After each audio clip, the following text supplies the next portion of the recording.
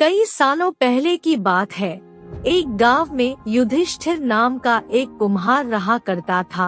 दिन में वह मिट्टी के बर्तन बनाता था और जो भी पैसे मिलते थे उनसे शराब खरीद कर पी लेता। एक रात वह शराब के नशे में अपने घर लौट रहा था। वह इतना नशे में था कि ठीक से चल भी नहीं पा रहा था। अचानक उसका पैर लड़खड़ाया और वह जमीन पर गिर पड़ा।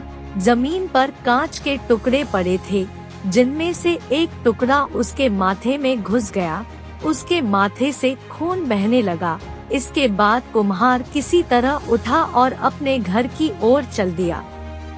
अगले दिन जब उसे होश आया तो वह वैद्य के पास गया और पट्टी करवाकर दवाई ली। वैद्य ने कहा, घाव गहरा होने के कारण इसे भरने में समय लगेगा। पूरा भर जाने के बाद भी इस घाव का निशान नहीं जाएगा। ऐसा कई दिनों तक चलता रहा। एक दिन शत्रुओं ने राजा के महल पर हमला कर दिया।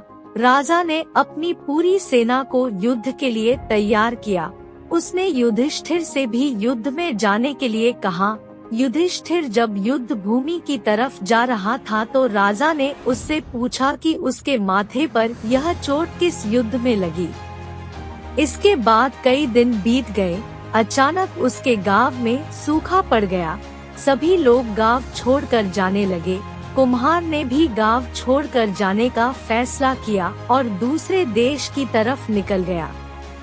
नए देश में जाकर वह राजा के दरबार में नौकरी मांगने गया। वहाँ राजा ने उसके माथे पर चोट का निशान देखा और सोचा, यह जरूर कोई पराक्रमी योद्धा होगा और दुश्मन से लड़ते समय इसके माथे पर चोट लगी होगी। यह सोचकर राजा ने उसे अपने दरबार में एक खास जगह दे दी और उस पर विशेष ध्यान देने लगे। यह देखकर राजा के दरबार में मौजूद राजकुमार, सेनापति और अन्य मंत्री उससे जलने लगे। ऐसा कई दिनों तक चलता रहा। एक दिन शत्रुओं ने राजा के महल पर हमला कर दिया। राजा ने अपनी पूरी सेना को युद्ध के लिए तैयार किया। उसने युधिष्ठिर से भी युद्ध में जाने के लिए कहा।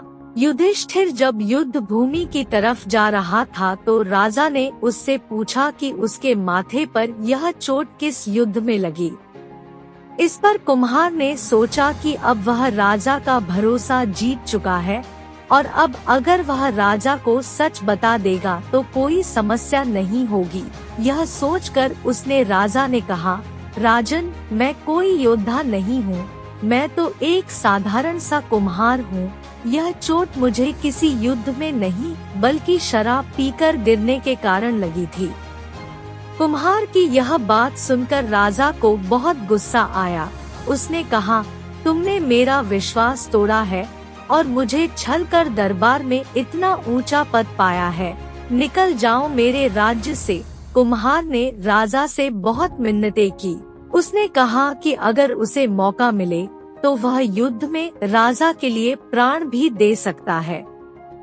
राजा ने कहा, तुम चाहे जितने भी वीर और पराक्रमी हो, लेकिन तुम शूरवीरों के कुल से नहीं हो। तुम्हारी हालत शेरों के बीच रहने वाले उस गीदड़ की तरह है, जो हाथी से लड़ने की जगह उससे दूर भागने की बात करता है। मैं तुम्हें जाने दे रहा हूँ, लेकिन अगर राजकुमारों को तुम्हारा राज पता चल गया तो वो तुम्हें मार डालेंगे। इसलिए कहता हूँ कि अपनी जान बचाओ और भाग जाओ। कुम्हार ने राजा की बात मानी और तुरंत उस राज्य को छोड़कर चला गया। कहानी से सीख। इस कहानी से यह सीख मिलती है कि इंसान की असलियत ज्यादा दिन तक छुप नहीं सकती। एक न एक दिन राज खुल ही जाता है।